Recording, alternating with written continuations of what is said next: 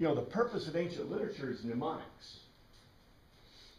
Mnemonics. So when you get a piece of ancient literature, it's almost an acronym to begin with because there's no vowels, right? A piece of ancient Hebrew doesn't include vowels. So how do you get an acronym? You take the first consonant or the first letter of a word and you make an acronym by stacking the words. That's the way you get Pardes, and that's the way that a lot of the Jewish acronyms were built. However, if you remember that all ancient literature is an acronym anyway, is a mnemonic. It just helps you know what you already have memorized. So when I tell you that the 10 words are the synopsis of the law, and that they stand instead, whenever you see the 10 words, it's just like saying the Torah in Jewish thought. Guess who first started putting the, literally it says that when Moses brought down the 10 commandments, or when he brought down the 10 words, it says literally that on the tablets he had all the law. Right? It says literally he had the whole Torah. And Jewish thought, the rabbis believed that he brought down the whole thing. We say, how could you fit all of it on a tablet, right? On 2 tablets. Well, we don't know how big they were, number one. Number two, well, why not? If it's mnemonics and acronyms, and it's a synopsis, well, yeah, why not? Right? And, okay, those who are into miracles, that's okay, miracles too. How could it not be a miracle? I mean, in Jewish thought, it is. That's Jewish thought. In Christian thought, we have the idea that when Moses came down, he came down with the 10 commandments, as we understand them, written. Now, which one? Is it the Deuteronomic or is it the Levitical? Because they're both different. We use the Deuteronomic, I think. The Catholic Church uses the Levitical. Anglicans use the Levitical. Almost everybody else uses the Levitical. We use the Deuteronomic. I'm not sure why Martin Luther liked the Deuteronomic one, but he did. Just a little bit different in their. They have the same number, but the pairings are different. But the point is that the 10 commandments are just a synopsis of the entire law. And Jesus abbreviated them to 2. Well, actually, it wasn't Jesus who did it. That comes right out of Deuteronomy. That was just, he's quoting what's both in the Psalms and in Deuteronomic writing. So, this is a beautiful discussion because this is so important. It's so important for us to understand a couple of things. Number one, that our idea of reading. I take my book. I take a book. Here's the Bible. I take this book and I read it, right, by myself, and I can understand, hopefully, what's in here, right? That's not the way it was. Culturally, we think that's the way books are. You give me a book, I read the book. It's not the way the world is. The ancient world this was Hebrew, and by the way, the Hebrew part of this, one Torah scroll, have you ever seen a Torah scroll? Ginormous. That's a Torah scroll just to fit this stuff on. That's even with mnemonics, okay?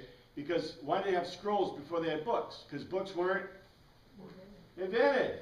Why did they invent books? Scrolls were too big.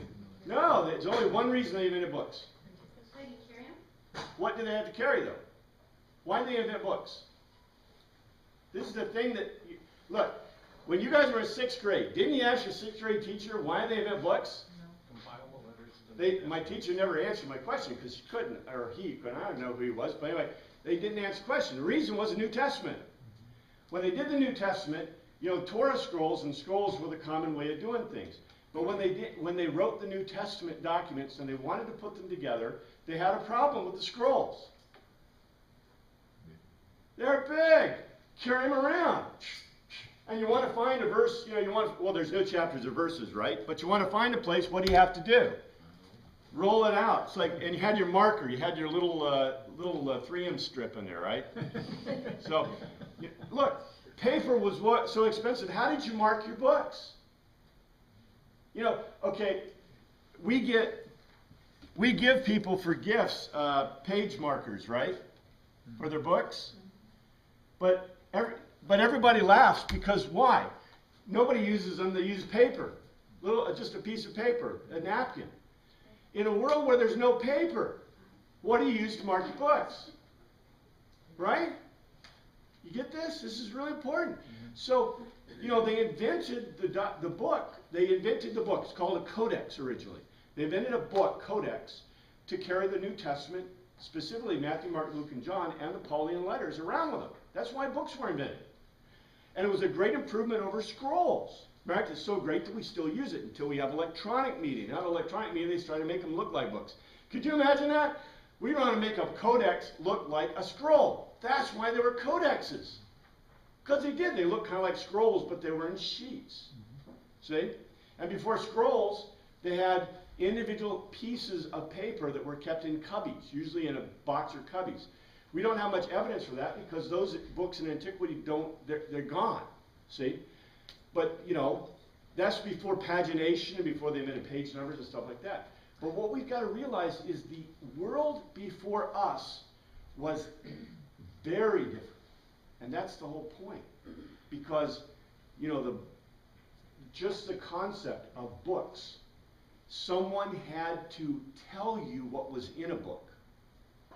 You couldn't just pick it up and read it on your own. One of the reasons we invented all the great things we invented for reading was because books didn't become ubiquitous, but people wanted to, people picked up books and they said, well, I want to read this by myself. Wow, what an idea, right? Because, and think of this.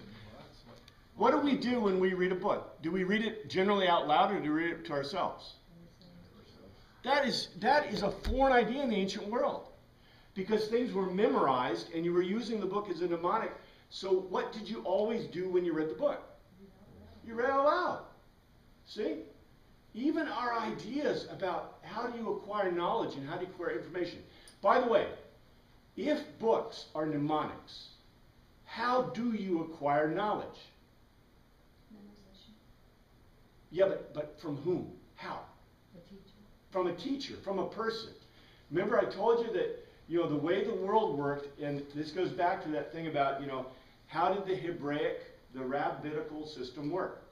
So, you're my rabbi, and the rabbi is sitting there, he has, let's say, a scroll, or actually, he doesn't need it. Why doesn't he need to have a scroll in front of him? He's got to memorize, see? So he sits there and he just basically recites the book of Ruth. And so what do you do as his disciple? Listen. You get the book of Ruth down off the shelf and you open it to hopefully find out where he is. Can you imagine trying to find out where this guy is? Right? Hopefully you get it down. He says, today we're going to do the book of Ruth. And you go, aha, and you run over to the shelf and you grab it and you quickly open it to the first page because, or you scroll it out, right? Because guess what he's going to start doing? He'll start reciting it. And what you do is you look at the text, the mnemonics, and you key the mnemonics because the point is, what are you doing? You're memorizing what he's telling you. See? The rabbinical process was a 100% offload process, as opposed to Socratic method, which Jesus used and which the Greeks used. Socratic method, right? In the Socratic method, and I'll go, this is good stuff, because this is really important stuff. What's the two methods of teaching? There really are, well, we could add three if we put the rabbinical method as a method. I don't think it's a very good method of teaching, but that's okay. Well, I guess the rabbinical falls into the other method. What's the two methods? What's two methods? If you're trained classically in teaching technique, you learn these two methods. Lecture. Huh? Lecture. They're named after people. School of Hard And Knocks. I gave you the first one. Yes, School of Hard Knocks. Socratic. Socratic method, and the other one is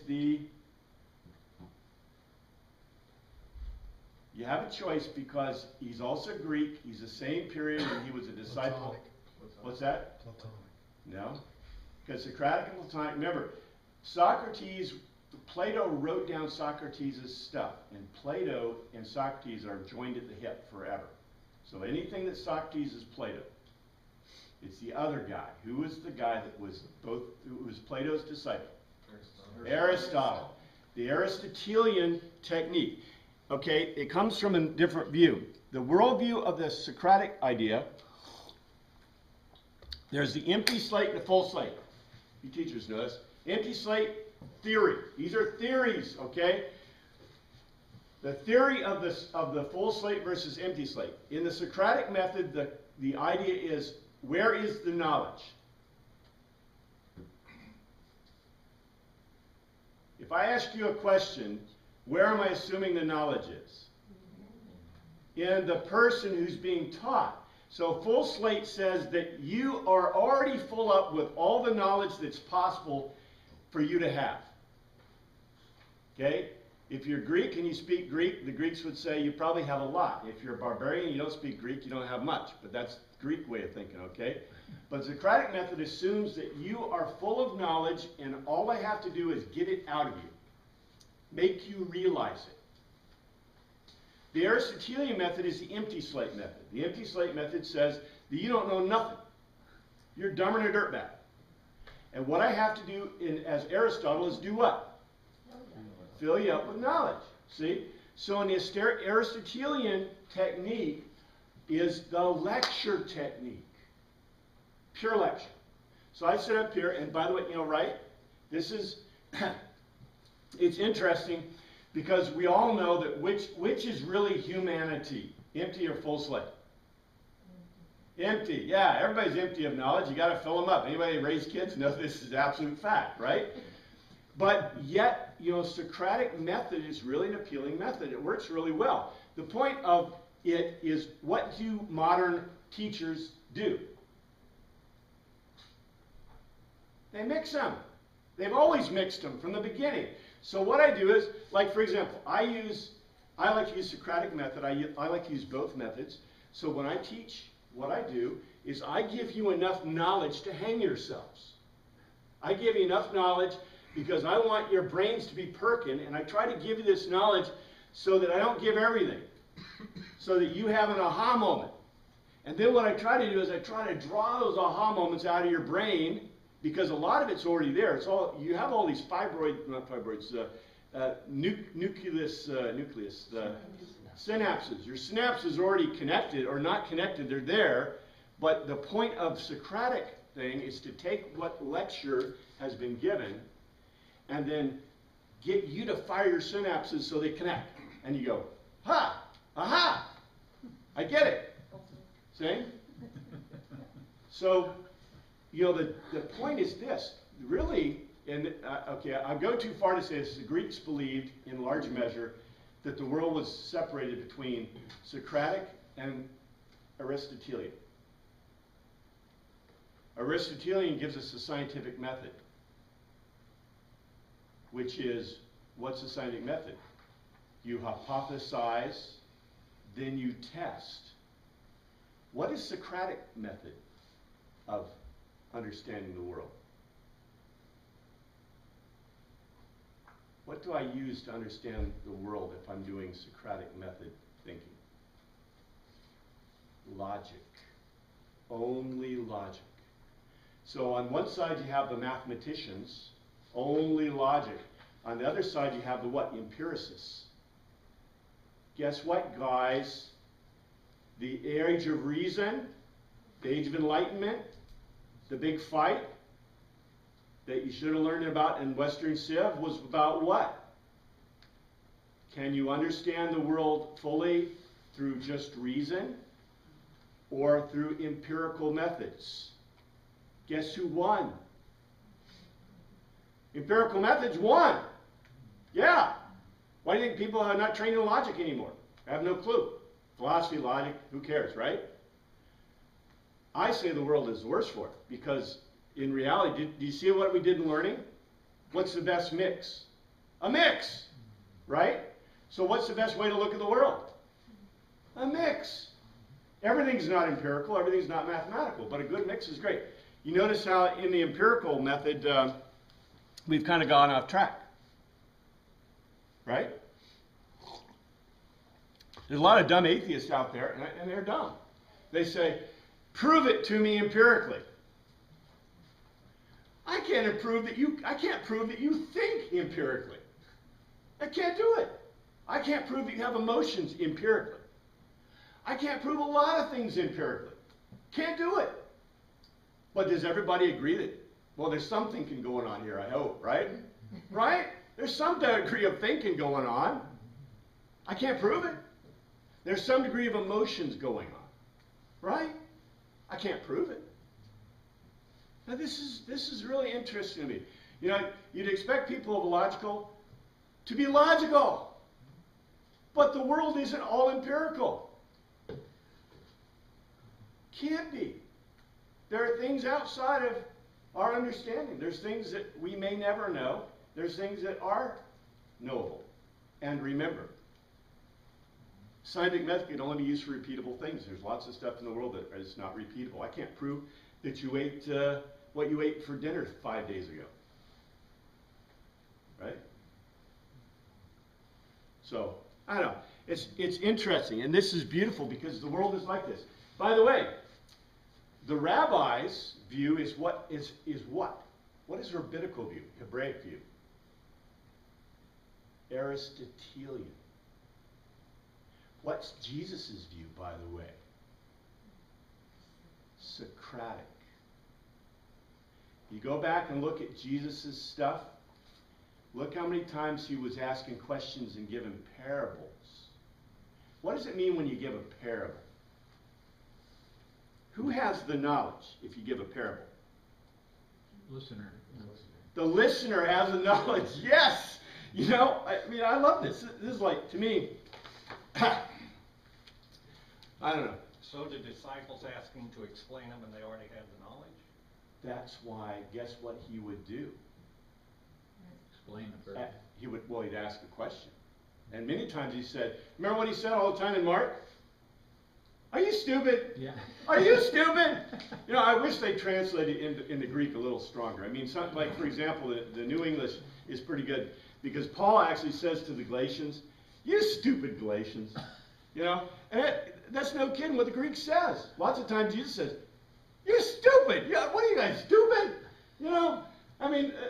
those who have ears hear, those who... We want to make, you know, I like to do this. Maybe we should do a realistic version of Jesus, you know, from the thing, because, you know, we want to picture him as like, you know, he speaks British English, right? Yes. But who do you say that I am? You know, right? Jesus got perfect British English. He's always got blue eyes half the time. I guess now we're finally getting where he's not blue-eyed and you know, silver-haired or blonde in hair. He's got shaggy hair now and a beard, right? Yeah. But, you know, I mean, for goodness sakes, guys, do you see what this is? This is cultural blinders, right? Throw on your cultural blinders and make you Jesus like you are. Well, maybe he's not like you are, right? I just think it's hilarious. And, you know, let's look at Jesus as, you know, what he really is. Guess what? You know, if Jesus were sitting here today, he probably wouldn't agree with the full slate concept, but he sure liked the Socratic methods. See? And if you look at the way he taught, he did some Aristotelian, so he'd throw some knowledge out there, right? And then he'd give you enough to hang with, right? To hang yourself. Because remember what he said, right? The rich young ruler? He always left it hanging. It was beautiful. I left it hanging. You know? Do you believe, you know, do you believe the commandments? Well, I followed all the commandments, you listed the ones that were human commandments.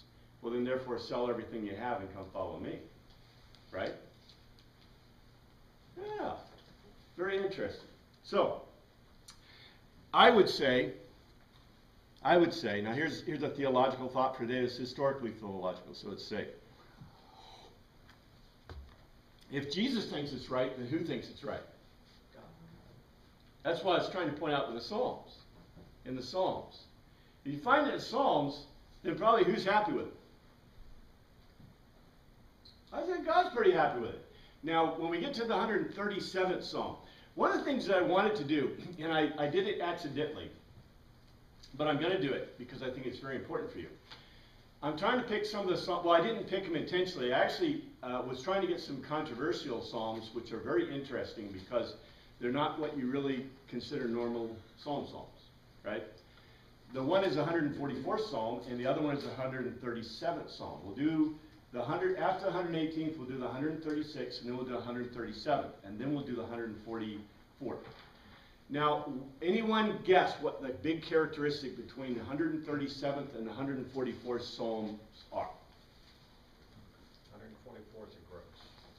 Hmm? They're not in our hymnal. They were excluded from our hymnal. Blasphemy, yes. Well, I did it accidentally. I was trying to pick out Psalms that, okay, we can't do all the 150 Psalms, right? Or 155 if you want to add in the 5 other that Orthodox uses, we don't use. So I'd like to do those as an overview, the 5 we don't use. But what is most interesting to us? The ones that are odd or different, right? Because if they're all the same, none of the Psalms are the same. They're all great pieces of, very powerful, great pieces of literature and poetry, in Hebrew poetry. But to us, the most intriguing to me are what do you think the most intriguing are to me? The ones that don't fit. The ones that don't fit the mold, yeah. The ones that are, remember, I gave you the one that we think is the earliest. I can't remember which number it was, but I gave you the earliest one we think. I haven't given you the latest one we think, but I gave you some late date ones, right? We looked at late date, we looked at early date. We looked at how do you date them, how do you look at them. It's astounding, the 137th Psalm, you can tell who wrote this. Not by name, but by profession.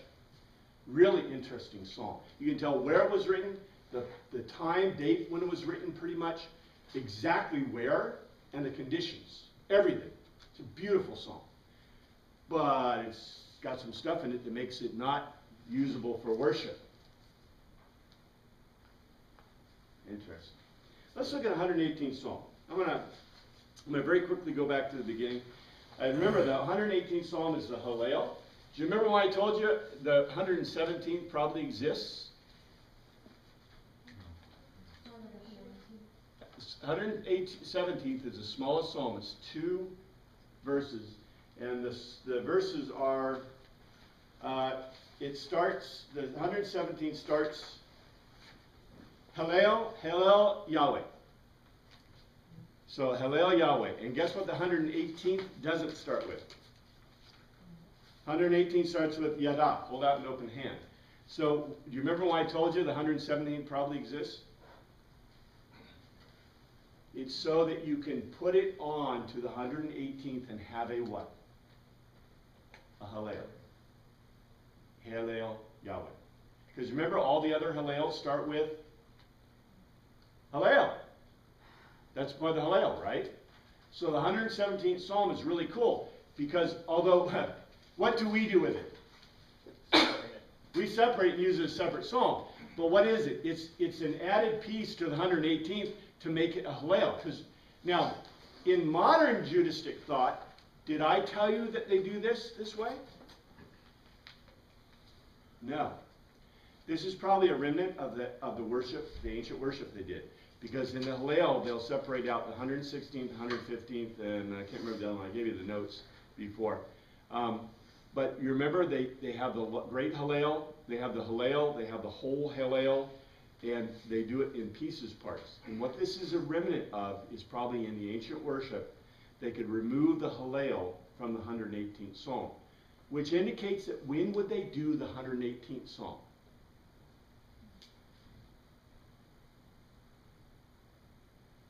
All the time. Remember, why did they remove the 116th? Do you remember that? Why did they remove 2 of the Psalms from the Hallel?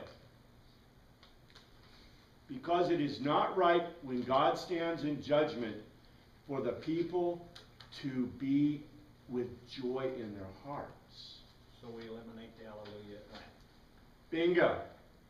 Bingo. But So we can add it back after Lent. After Lent, you'll add it back. That's exactly the exact... Matter of fact, where do you think we got the idea to get rid of the Hallelujah during Lent? From the Hebrews who removed the Hallels, actually the joyous psalms of the Hallels, from their worship, intentionally on certain feast days.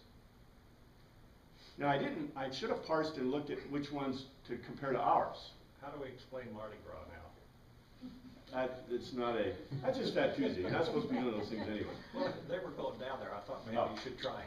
They're just doing research. Research. Anyway, the 118 starts.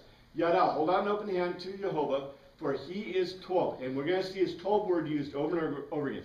Tov is an interesting word because Tov means good, better, best. In English, we have just good, better, best.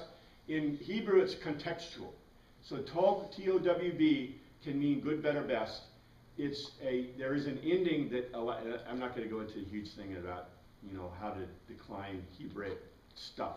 But if you remember in German, German does something similar. There's other languages that do something similar that add, like English, good, better, best. I mean, we do the same thing, just it's an Anglo-Saxon thing. But in any case, we'll see this. And then the repetitive point, Sheshed Olam. Sheshed Olam. His love endures, and endures is added, literally, kindness to the vanishing point. Kindness to the vanishing point, Sheshed Olam. Sheshed Olam. And if you remember the Barach, and we'll see the word Barach, that were given in the Seder, and also in the, when we did the Apple of His Eye, the Jewish, Messianic Jewish stuff we did at our church last week. These are the words they used. And a lot of them came right out of the Psalms. A lot of them are the blessings directly from the Psalms. The second one is Israel, because let is added. Now, I'll mention these lets. What do we call those in English? Transition. Let, do, are helper verbs, right? Helper verbs. There are different types of helper verbs. English is really funky. English has strange stuff in it that no other language has. It has do forms and it has let forms. And we also have, like German, we also have the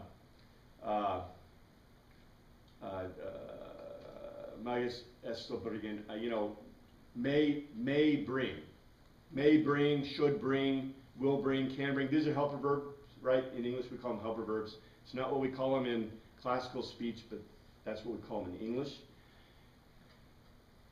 Hebrew doesn't have them.